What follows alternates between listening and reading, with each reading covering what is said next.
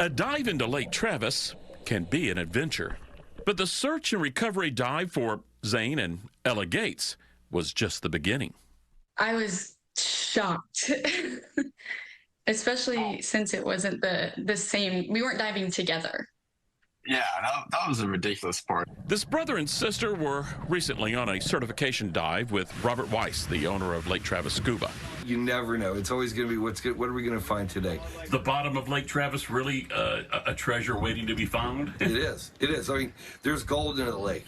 The flash of gold in Ella's dive light caught her attention. Yeah, I saw, just maybe a centimeter of gold, tucked in some sediment and rocks. I saw the Texas A&M on there and was just like, there's no way that I just pulled an Aggie ring out of this dirt. Ella attends Texas A&M and thought that she had a unique story, but Zane, who was already on the boat, had his own deep water story to share. When I got out of the water, he was like, oh yeah, class ring. And I was like, who told you that? I literally just got here. Turns out he was talking about a different class ring. Zane attends University of Texas and found a Texas class ring on the other side of Starnes Island. And so I'm just scanning stuff and catch that glimmer. And was like, well, let's go see what that is, and then pull it out and look at it. And sure enough, the tower is looking at me, and I was like, oh, that's a UT ring. That's pretty awesome. They found a Longhorn ring, and I'm like, of course he would. The luck continued as the group returned to shore, and the search for the ring's owners began. The rings belonged to Mia Fuentes and David Valdez. They talked to me about losing their rings. Yeah, my heart dropped. My heart sunk. They were on separate party barge trips to Starnes Island in 2024 and 2023 when they lost their rings.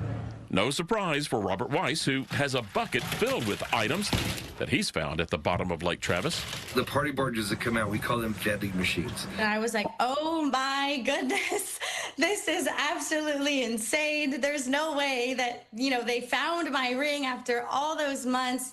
Mia's name is etched inside the ring's band, which brought about an email from Zane. Hey, do you ever lose a ring in Lake Travis by any chance?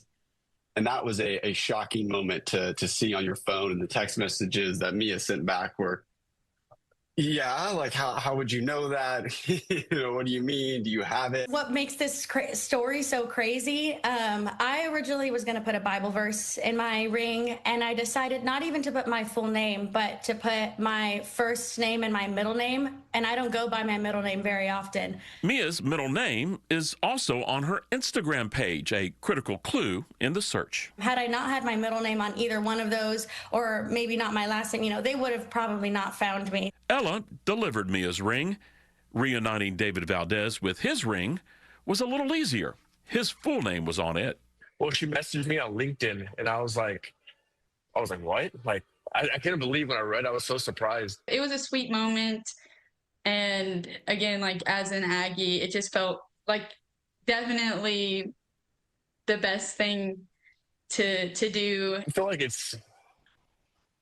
you couldn't have written it any better yourself. Is this a bond that is a life-lasting bond? I would say so. I'm really grateful that people like that exist. It makes me want to go back. I'm excited for the next thing I do at Lake Travis. You never know what you can find. Yes. I think the urge to do the treasure and trash kind of hunt is always there. It's a lot of fun.